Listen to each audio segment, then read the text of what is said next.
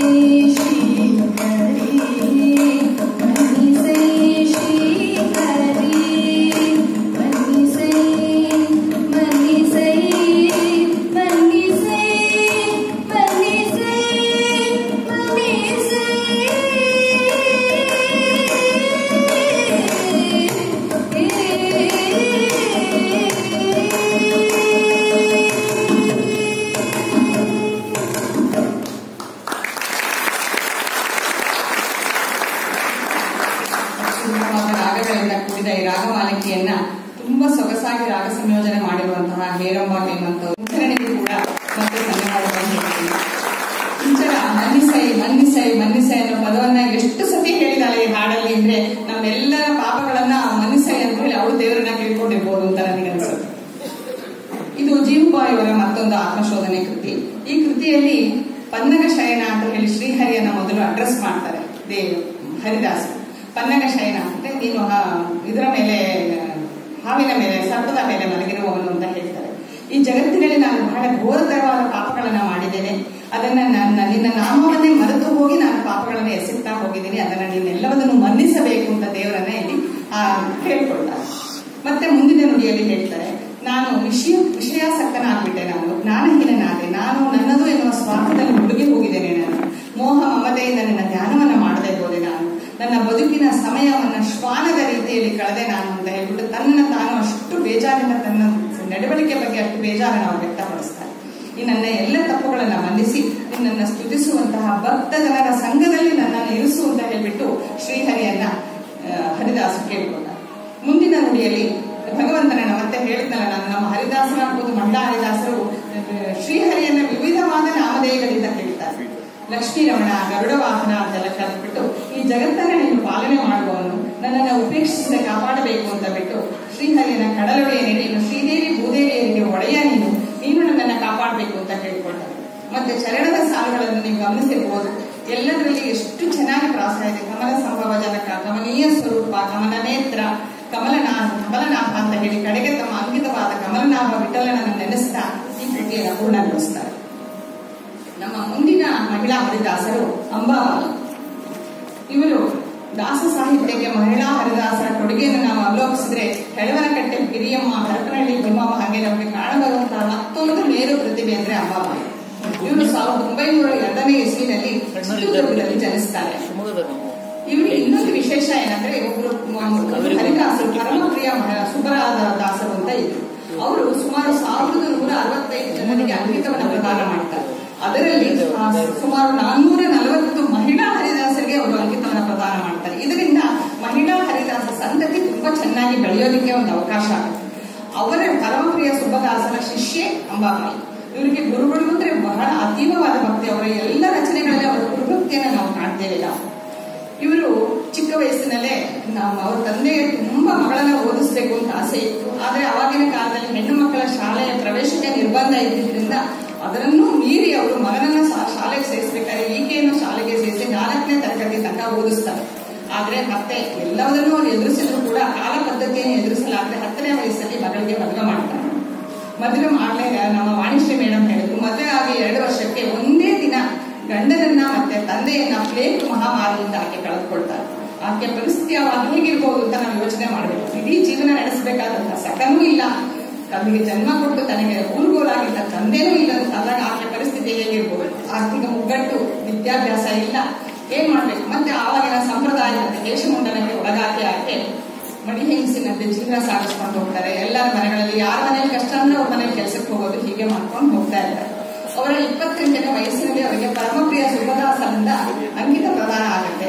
ಅವಾಗ ಆಕೆ ಹೇಳ್ತಾರೆ, ನನಗೆ ಇನ್ನೊಂದು ಜನ್ಮ ಸಿಕ್ಕಂಗಾಯ್ತು, ನನಗೆ ಅಂಕಿತನೇ ಮಾಂಗಲ್ಯ, ನನಗೆ ಗುರುಗಳ ಆಶೀರ್ವಾದವೇ ನನ್ನ ಸುಮಂಗಲ್ಯರ ವಧು ಅಂತ ಹೇಳ್ಬಿಟ್ಟು ಆಕೆ ಸಂತೋಷ ಪಡ್ತಾರೆ.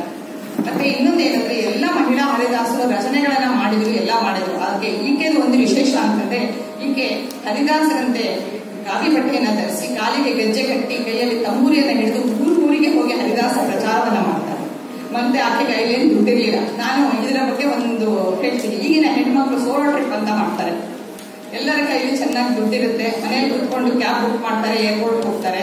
ಏರ್ಪೋರ್ಟ್ ಇದು ಫ್ಲೈಟ್ ಬುಕ್ ಆಗಿರುತ್ತೆ, ಫ್ಲೈಟ್ ಅಲ್ಲಿ ಹೋಗ್ತಾರೆ, ಅಲ್ಲಿ ಕ್ಯಾಬ್ ಬುಕ್ ಆಗಿರುತ್ತೆ, ಹೋಟೆಲ್ ಹೋಗ್ತಾರೆ, ರೂಮ್ ಬುಕ್ ಆಗಿರುತ್ತೆ, ಅಲ್ಲಿ ಇಟ್ಕೊಂಡು ಸೋಲೋ ಟ್ರಿಪ್ ಮಾಡ್ಕೊಂಡು ಬರ್ತಾರೆ. ಬಟ್ ಆಗಿನ ಕಾಲದಲ್ಲಿ ಅಂಬಾಬಾಯಿ ಅವರ ಕೈಯಲ್ಲಿ ಬರೀ 9 ಕಾಸು ಇತ್ತಂತೆ.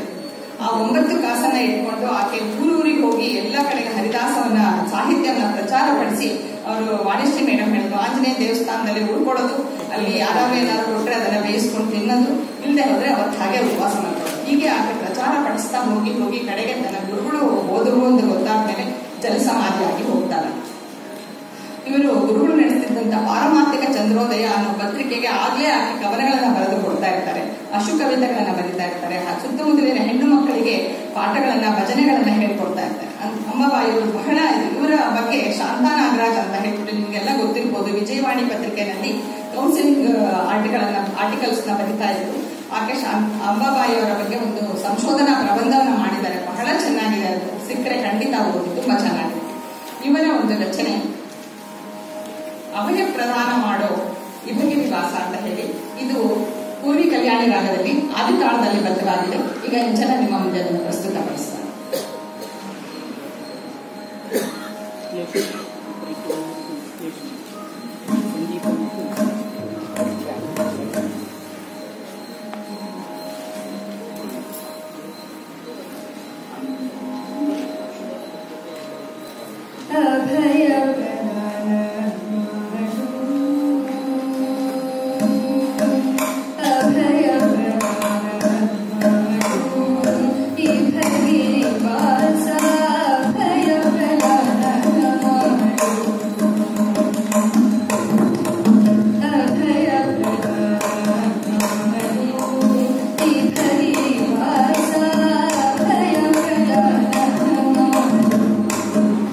Bye.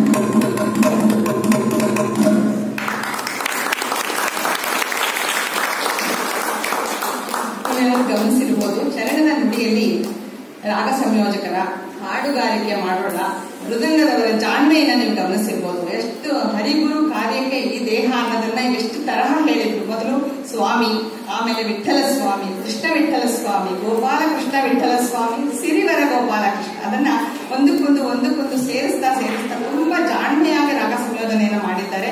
ಅಷ್ಟೇ ಚೆನ್ನಾಗಿ ನಮ್ಮ ಇಂಚರ ಹಾಡಿದ್ದಾಳೆ. ಅದಕ್ಕೆ ಮೃದಂಗಕ್ಕೆ ಕಾರ್ತಿಕ್ ಅವರು ಸಾಥ್ ಕೊಟ್ಟಿದ್ದಾರೆ. ತುಂಬಾ ಧನ್ಯವಾದ.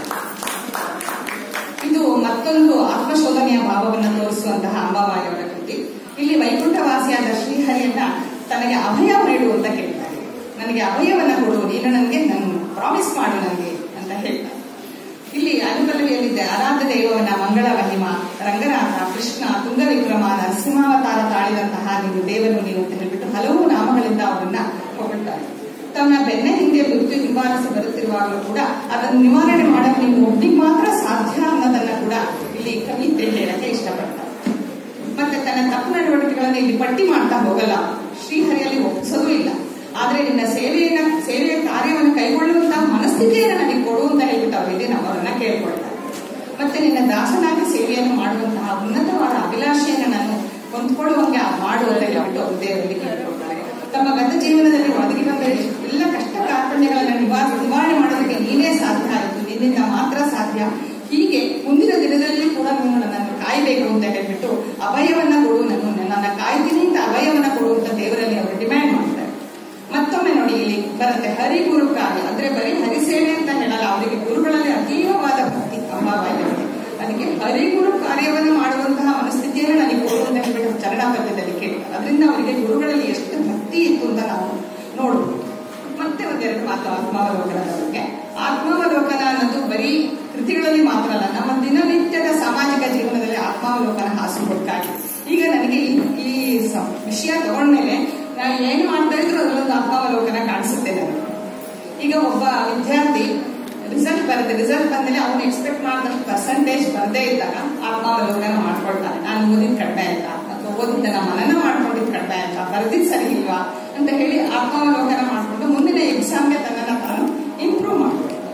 ಒಬ್ಬ ಜೈಲಲ್ಲಿ ಅಪರಾಧಿ ಇರ್ತಾನೆ, ಅವನು ತಾನು ಮಾಡಿದ ಪಾಪ ಕಾರ್ಯಗಳನ್ನ ಆತ್ಮಾವಲೋಕನ ಮಾಡಿಕೊಂಡು ಒಂದು ಸತ್ಪ್ರಜೆ ಆಗೋ ಕಡೆಗೆ ಅವನು ಇದನ್ನ ಮಾಡ್ಕೊಳ್ಬಹುದು. ಇನ್ನು ರಾಜಕೀಯ ಜೀವನದಲ್ಲಿ ನಾವು ನೋಡ್ತೀವಿ, ಸೋಲು ಗೆಲುವಿನ ಆತ್ಮಾವಲೋಕನ ಸಭೆ ನಡೆಸ್ತಾ ಇದ್ದಾರೆ ಅಂತ ಹೇಳಿ, ಅಲ್ಲೂ ಕೂಡ ಆತ್ಮಾವಲೋಕನ. ಒಬ್ಬ ಗೃಹಿಣಿ ಅಡಿಗೆ ಮಾಡ್ತಾಳೆ, ಇವತ್ತಿನ ಅಡಿಗೆ ಏನೋ ಚೆನ್ನಾಗಾಗ್ತಾ ಇದ್ದಾಗ ಅವಳು ಆತ್ಮಾವಲೋಕನ ಮಾಡ್ಕೊತಾಳೆ. ನಾನು ಸಾರಿ ಉಪ್ಪು ಕಡಿಮೆ ಹಾಕಿದ್ನ, ಹುಳಿ ಕಡಿಮೆ ಹಾಕಿದ್ನ, ಸರಿಯಾಗಿ ಕುದಿಸ್ಲಿಲ್ವಾ ಅಂತೆಲ್ಲ ಅವಳು ಯೋಚನೆ ಮಾಡ್ತಾಳೆ. ಹೀಗೆ ಪ್ರತಿಯೊಂದರಲ್ಲೂ ಕೂಡ ಆತ್ಮಾವಲೋಕನ ಬಂದೇ ಬರುತ್ತೆ ಅಂತ ಹೇಳ್ಬಿಟ್ಟು ನನಗೆ ಅನಿಸಿರೋದು, ಅದನ್ನ ನಾನು ನನ್ನ ಸಂಶೋಧನೆಯ ಪ್ರಬಂಧದಲ್ಲಿ ತೋರಿಸಿದ್ದೀನಿ.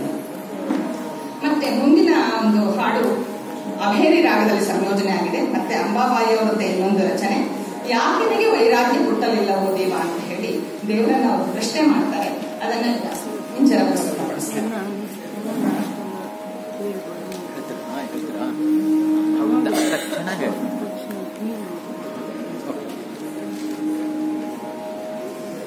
Yeah.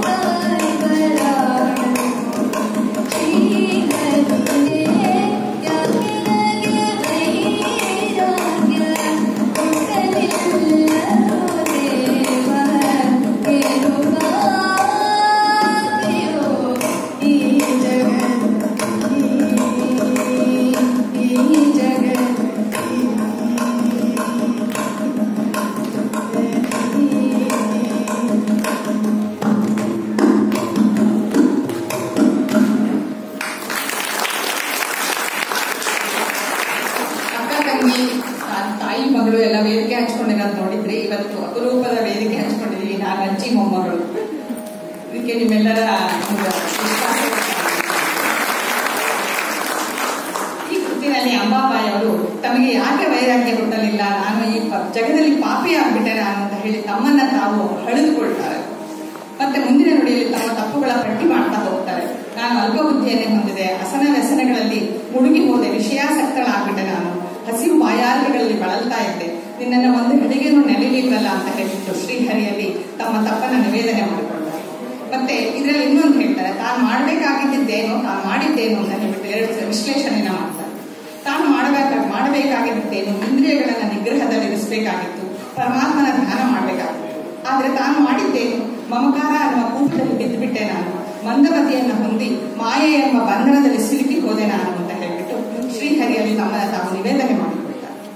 ಮತ್ತೆ ಶ್ರೀ ಮುಂದಿನ ನುಡಿಯಲ್ಲಿ ಹೇಳ್ತಾರೆ, ನೀನು ಮುಕ್ತಿಯನ್ನು ದಯಪಾಲಿಸುವಂತಹ ಒಡೆಯ ನೀನು, ನಿನ್ನ ಭಕ್ತಿ ಹೇಗೆ ಮಾಡೋದು ಅಂತ ನನಗೆ ಗೊತ್ತಿಲ್ಲ, ನನಗೆ ಒಂಚೂರು ಜ್ಞಾನ ಇಲ್ಲ, ಯುಕ್ತವಾದ ಉಪಾಯಗಳು ಗೊತ್ತಿಲ್ಲ. ಇದರಲ್ಲಿ ನಾವು ಪುರಂದರದಾಸರ ದೇವರು ನಮ್ಮ ಕಲಿಯುಗದಲ್ಲಿ ಹರಿನಾಮವನ್ನು ನೆನೆದರೆ ಅದಕ್ಕೆ ಹೇಳ್ತಾರೆ, ಜಪವಂದರಿ ಏನು ತಪವಂದರಿ ಏನು ಅಂತ ಹೇಳಿ. ಆ ರೀತಿ ನಮ್ಮ ಮಹಿಳಾ ಹರಿದಾಸರು ಹರಿದಾಸರ ಒಂದು ಇದನ್ನ ಫಾಲೋ ಮಾಡ್ಕೊಂಡು ಬಂದಿದ್ದಾರೆ ನನಗೆ ಇದು ಒಂದು ಉದಾಹರಣೆ. ಮತ್ತೆ ಆತ್ಮಶೋಧನೆಯ ಭಾವದಲ್ಲಿ ಈ ಹಾಡಲ್ಲಿ ತುಂಬಾ ಮಿಂದು ಮುಳುಗ್ಬಿಟ್ಟಿದ್ದಾರೆ. ತನ್ನ ತಪ್ಪು ನಡವಳಿಕೆಗಳನ್ನು ಪರಮಾತ್ಮನ ಅರಿಕೆ ಮಾಡ್ಕೊಳ್ತಾ ಹೇಳ್ತಾರೆ, ನಾನು ಕರ್ಮ ಮಾರ್ಗದಲ್ಲಿ ಕಳೆದು ಹೋಗ್ಬಿಟ್ಟಿದ್ದೇನೆ, ಇದರಿಂದ ಹೊರಬಂದು ಪರಿಶುದ್ಧಳಾಗಿ ಒಮ್ಮೆ ಆದರೂ ನಿನ್ನನ್ನು ನೆನೆಯಲಿಲ್ವಲ್ಲ ನಾನು ಅಂತ ಹೇಳ್ಬಿಟ್ಟು ಕೇಳ್ಕೊಳ್ತಾರೆ.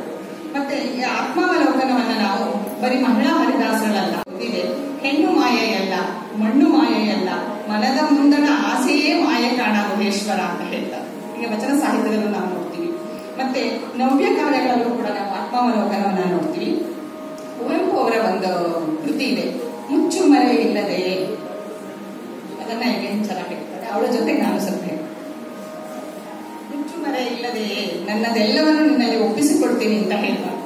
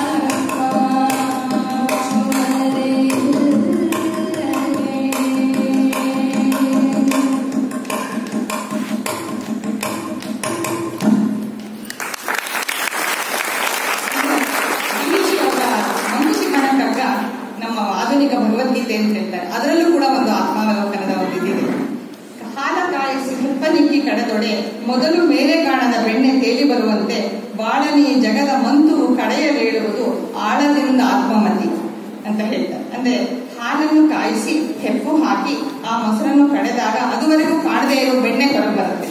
ಅದೇ ರೀತಿ ಬಾಳನ್ನ ಈ ಜಗವೆಂಬ ಕಡೆಗೋಲಿನಿಂದ ಕಡೆದಾಗ ಆಳದಿಂದ ಆತ್ಮಶಕ್ತಿ ಹೊರಗೆ ಕಾಣಿಸಿಕೊಳ್ಳುತ್ತೆ. ನಮ್ಮ ಮನಸ್ಸಿನಲ್ಲಿ ಹಲವು ಭಾವಗಳು ಬೆಣ್ಣೆಯ ರೀತಿಯಲ್ಲಿ ಕಣ್ಣಿಗೆ ಕಾಣಿದಂತೆ ಅವಿತುಕೊಂಡಿರುತ್ತೆ. ನಿಮ್ಮ ಮನಸ್ಸನ್ನ ನೀವು ಕಡೆದಾಗ, ಅಂದರೆ ಸರಿತಪ್ಪುಗಳ ಮಂಥನವನ್ನ ಮಾಡಿದಾಗ ಆತ್ಮದಿಂದ ಆಳದಿಂದ ಶಕ್ತಿ ಹೊರಗೆ ಬರುತ್ತೆ ಅಂತ ಹೇಳ್ಬಿಟ್ಟು ಅವರು ಇದರಲ್ಲಿ ಹೇಳ್ತಾರೆ. ಇದು ಮಂಕುತಿಮ್ಮನ ಕಗ್ಗದ ಒಂದು ಇದು ಕಡೆಯದಾಗಿ ನಾನು ಹೇಳ್ತೇನೆ. ನನ್ನ ಸಂಶೋಧನೆಯ ಒಂದು ಫಲಿತವನ್ನ ಹೇಳಕ್ಕೆ, ಒಂದು ಸಂದೇಶವನ್ನ ಹೇಳಕ್ಕೆ ಇಷ್ಟಪಡ್ತೀನಿ. ಏನು ಅಂತಂದ್ರೆ, ಆತ್ಮಾವಲೋಕನದಿಂದ ಅಂದ್ರೆ ನಮ್ಮ ನಿನ್ನೆಯ ನಮ್ಮ ಸ್ವಭಾವಗಳ ನಡವಳಿಕೆಗಳ ತಪ್ಪನ್ನ ತಿದ್ದುಕೊಂಡು ನಮ್ಮ ನಾಳೆಯನ್ನು ನಾವು ಉತ್ತಮಪಡಿಸಿಕೊಳ್ಳೋದು ಆತ್ಮಾವಲೋಕನದಿಂದ ಸಾಧ್ಯ ಅನ್ನೋದು ನನ್ನ ಸಂಶೋಧನೆಯ ಒಂದು ಉದ್ದೇಶ ಅಂತ ಹೇಳ್ಬಿಟ್ಟು ಈ ಕಾರ್ಯಕ್ರಮ ಮುಗಿಸ್ತಾ ಇದ್ದೇನೆ. ಎಲ್ಲರಿಗೂ ತುಂಬಾ ತುಂಬಾ ಧನ್ಯವಾದಗಳು. ಈಗ ಭೋಜನ ವ್ಯವಸ್ಥೆ ಇರುತ್ತೆ. ಭೋಜನವನ್ನು ಏರ್ಪಡಿಸಿದವರು